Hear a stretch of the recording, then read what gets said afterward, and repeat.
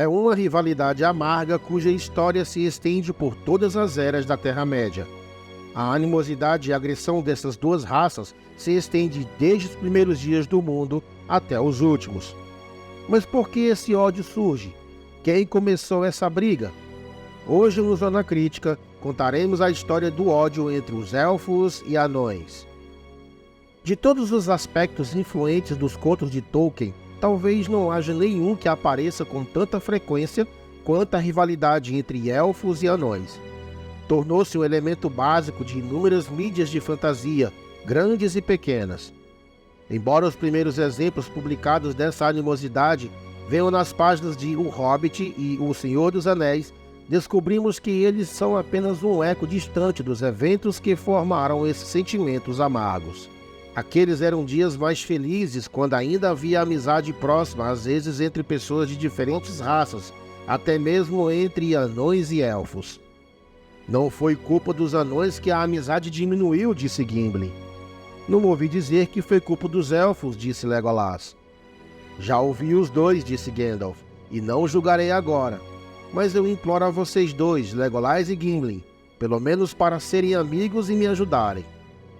Hoje, ao olharmos para toda a história desses relacionamentos, descobriremos que nem todos esses sentimentos e eventos estão conectados um ao outro. Mas antes de relatar a lista de queixas e alianças, devemos primeiro observar que o conflito entre essas duas raças foi predito pelo próprio Ilúvatar. Pois depois que Aule criou os anões em segredo em sua misericórdia, Eru deu a eles vida, mas disse: eles dormirão agora na escuridão sob a pedra, e não sairão até que o primogênito tenha despertado na terra. E até aquele momento, tu e eles esperarão, embora pareça longo. Mas quando chegar a hora, eu os despertarei, e eles serão para ti como filhos, e muitas vezes surgirá um conflito entre os teus e os meus, os filhos de minha adoção e os filhos de minha escolha. O primeiro encontro de anões e elfos ocorreu nos tempos antigos, quando os elfos Sindarin encontraram pela primeira vez os pequenos anões. Esses anões eram conhecidos por sua estatura particularmente pequena, pois eram uma raça diminuta, descendente de exilados de outros reinos anões. Esses anões se estabeleceram nas charnecas entre os rios Narog e Sirion, bem como nas cavernas ao longo do próprio Narog. Durante esses primeiros dias da Terra-média, ocorrendo nos Anos das Árvores, os elfos se depararam com os pequenos anões e não os reconheceram como seres encarnados, pois raramente os viam em luz clara. No Silmarillion, somos informados de que os elfos de Beleriand não sabiam que eram essas criaturas e as caçavam e as mataram, referindo-se a elas como animais bípedes. No entanto, depois que os elfos encontrassem os anões das Montanhas Azuis, eles perceberiam que essas criaturas eram de fato anões menores. Depois disso, os elfos os deixaram em paz e os chamavam de Noegif-Nibin, os anões pequenos. Embora isso pareça indicar que os elfos foram os primeiros a prejudicar os anões, vale a pena notar que em A História da Terra-média, volume 11, A Guerra das Joias, afirma que os Eldar ficam cientes da existência dos anões mesquinhos quando eles atacam os elfos furtivamente à noite. De sua parte, os anões mesquinhos abrigariam o mais profundo ódio dos elfos em toda a história de sua espécie, pois é dito que eles odiavam os Eldar tanto quanto odiavam os orcs. Mas ainda maior do que seu ódio pelos Sindar que os caçavam, era seu ódio pelos Noldor, os exilados de Valinor que viriam para a Terra-média no alvorecer da Primeira Era. Entre esses exilados está Finrod, o irmão de Galadriel, que vem para as cavernas de Narog. A essa altura, os pequenos anões abandonaram suas cavernas, pois foram caçados até quase a extinção pelos elfos antes que os Eldar percebessem seu erro. Finrod começa a construir um novo reino élfico dentro das cavernas em 52 da Segunda Era, e a princípio ele é auxiliado pelos pequenos anões que ainda permaneciam lá. Os anões são muito recompensados, no entanto, seu chefe Min tenta assassinar Finrod durante o sono. A tentativa falha, e Min e seus pequenos anões são expulsos. Min se tornaria o último membro sobrevivente de sua espécie e traria mais atos sombrios no conto dos filhos de Húrin. Finrod, mais tarde, seria auxiliado por outro grupo de anões, os das Montanhas Azuis. Apesar da caça inicial dos anões mesquinhos, os anões de Nogrod e Belegost não nutrem má vontade por esse ato, pois é dito que os grandes anões desprezaram os anões mesquinhos.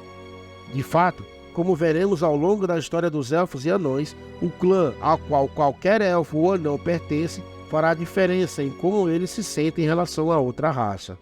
Assim, os anões das Montanhas Azuis ajudam Finrod, completando seu novo reino de Nargothrond em 102 da Segunda Era. Eles dão a Finrod o nome de Felagund, que significa cortador de cavernas, e fazem para ele o Nauglamir, o colar dos anões. Este colar combinou com o ofício e a habilidade dos anões com belas joias que Finrod trouxe de Valinor. Disse que foi o tesouro mais valioso de Finrod e a obra anã mais famosa nos tempos antigos. Também vemos os anões das Montanhas Azuis aliados aos filhos de Fëanor. Liderados por seu senhor Azaghal, os anões de Belegost marchariam na Grande Aliança para guerrear contra Morgoth na Batalha das Lágrimas Incontáveis, em 472 da Segunda Era. No final, a aliança é derrotada.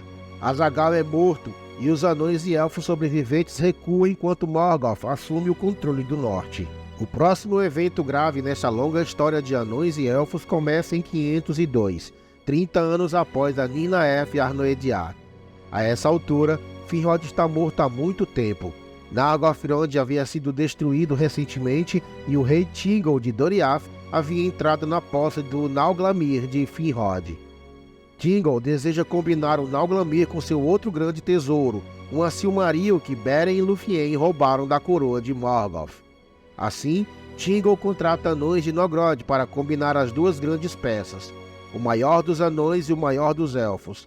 No entanto, no momento em que os anões concluíram a tarefa, eles ficaram obcecados com o colar, e em troca de seu trabalho, eles exigem que Thingol lhe dê o trabalho em si, dizendo: com que direito o rei élfico reivindica o Nauglamir, que foi feito por nossos pais para Finrod Felagund, que está morto?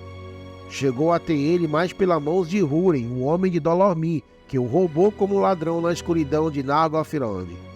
Mas Thingol percebeu seus corações e viu bem que, desejando a Silmaril, eles buscavam apenas um pretexto e manto justo por sua verdadeira intenção. E em sua ira e orgulho, ele não deu atenção aos seus perigos, mas falou com eles com desdém, dizendo: como vocês da raça rude se atrevem a exigir algo de mim?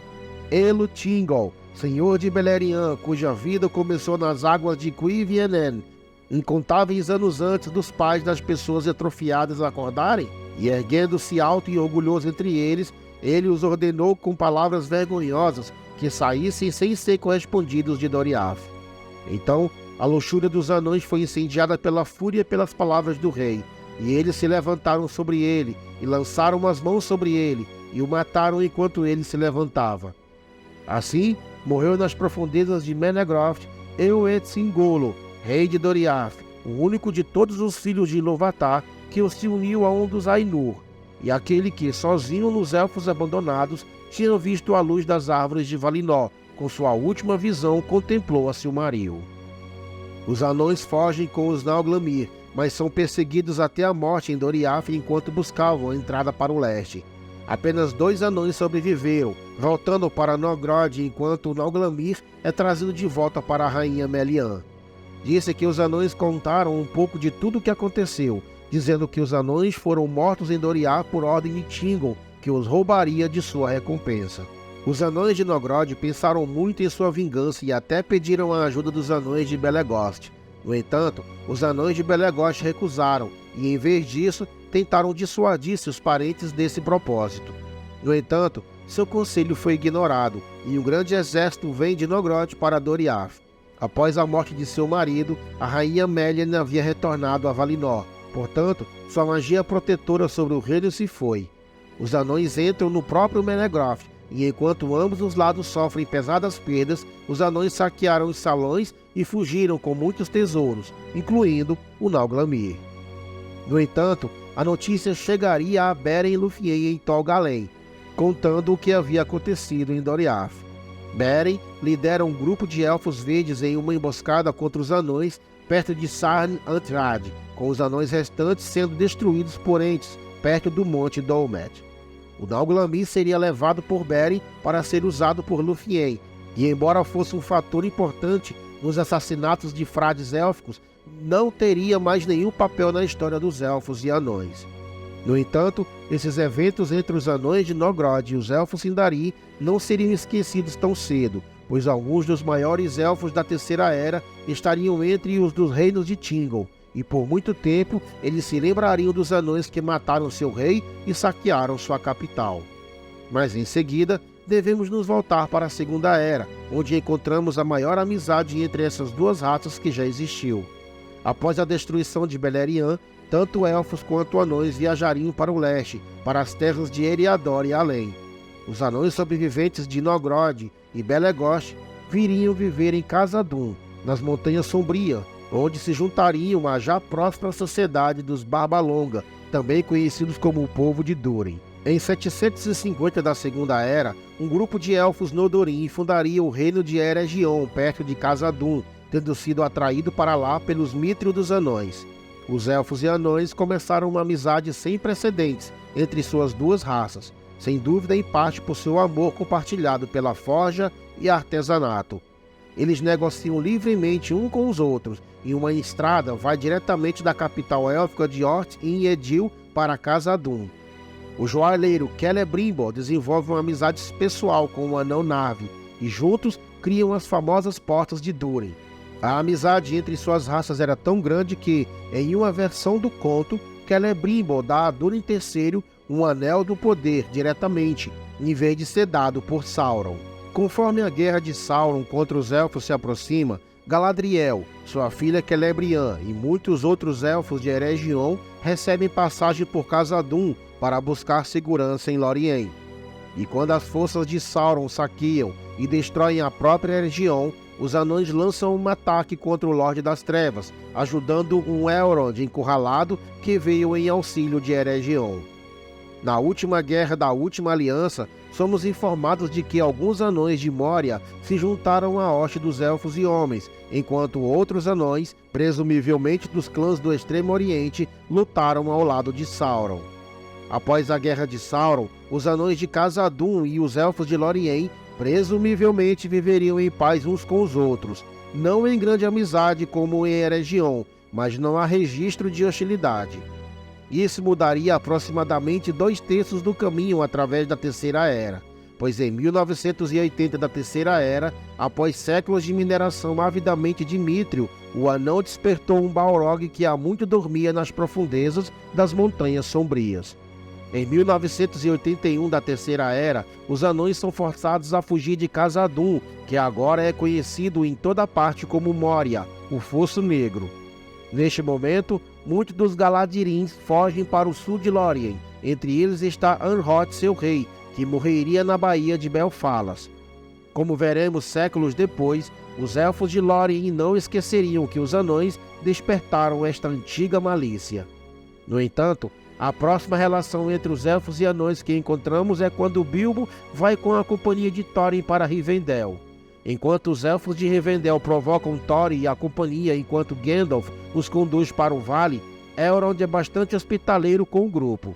Embora o texto mencione que ele não aprova completamente os anões e seu amor pelo ouro, ele dá as boas-vindas ao grupo enquanto eles descansam em Rivendell por 2 semanas e os ajuda a ler o mapa.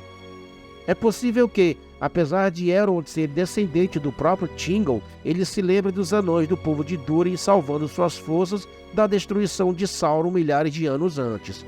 As 2 semanas dos anões em Valfenda certamente seriam mais hospitaleiras do que sua estada de quase 1 mês no Reino da Floresta. Depois de se perderem, eles tropeçam no banquete élfico 3 vezes e são atacados por aranhas antes de serem capturados pelos elfos de Thranduil. Eles são mantidos prisioneiros na Floresta das Trevas depois de se recusarem a revelar seu propósito. Vale a pena notar que no livro O Hobbit, Thranduil parece ter menos ódio e hostilidade em relação aos anões do que nas adaptações para o cinema. Ele certamente está interessado em obter alguma das riquezas dentro da montanha para si mesmo, mas ao contrário de Bard, ele não necessariamente quer atacar os anões pelo ouro. Dito isso, vale a pena notar que as profundezas do conflito entre essas raças não foram detalhadas quando o Hobbit foi publicado. Caso contrário, é possível que de fato tenhamos visto uma hostilidade mais aberta de Thranduil, embora o encarceramento de um mês seja indiscutivelmente hostil, pois Thranduil e seu pai viveram em Doriath antes que ela fosse destruída no segundo assassinato de família, e possivelmente viveu os eventos que viram os anões de Nogrod matarem o rei e saquearem Menegroth. Nós até descobrimos que o próprio reino da floresta de Thranduil é construído da mesma maneira que Menegroth antes dele, então a conexão certamente é forte. Embora seja verdade que os anões de Khazad-dûm não eram do mesmo clã daqueles que saquearam Menegroth, podemos ver em outro elfo famoso da Terceira Era sua capacidade de guardar rancor profundo, pois Celeborn, o marido de Galadriel, também é dos Sindar, e ao contrário de Thranduil, ele não era apenas um residente de Doriath, mas era sobrinho neto do próprio rei Thingol. Mas ele guardaria rancor contra o povo de Durin quando foram os anões de Nogrod que os prejudicaram? Em Contos Inacabados, vemos a resposta conforme fala de Celeborn. Celeborn não gostava dos anões de nenhuma raça, como ele mostrou a Gimli em Lothlórien, e nunca os perdoou por sua participação na destruição de Doriath. No entanto, sua esposa é dos Noldor e olha para os anões de Khazad-dûm de uma maneira totalmente diferente. Ela também olhava para os anões com o olhar de um comandante, vendo neles os melhores guerreiros para lutar contra os orcs. Além disso, Galadriel era uma Noldor e ele tinha uma simpatia natural por suas mentes e seu amor, apaixonados pelos trabalhos manuais. Simpatia muito maior do que a encontrada entre muitos Eldar. Os anões eram os filhos de Aule, e Galadriel, como os outros dos Noldor, foram alunos de Aule e Yavanna em Valinor. Nisto, vemos parte do raciocínio de que Galadriel e Celebrian fugiram através de Khazad-dûm para Lórien, enquanto Celeborn permaneceu para trás em Eregion. E nos dias posteriores, enquanto Galadriel teve a sabedoria de ver que todo o povo livre da Terra-média deve desempenhar um papel na derrota de Sauron, vemos que Celeborn é mais lento em aceitar um anão em sua companhia, dando talvez as mais frias boas-vindas de todos os senhores elfos mencionados aqui. Não apenas Gimli, e como resultado toda a sociedade é obrigado a ser vendada para entrar em Lórien, mas Celeborn então lamenta ter permitido a entrada de todo o grupo porque um anão está entre eles. Ai de mim, disse Celeborn, há muito tememos que sob Caráderas um terror dormisse, mas se eu soubesse que os anões haviam incitado esse mal em Moria novamente, eu teria proibido você de passar pelas fronteiras do norte, você e tudo o que foi com você.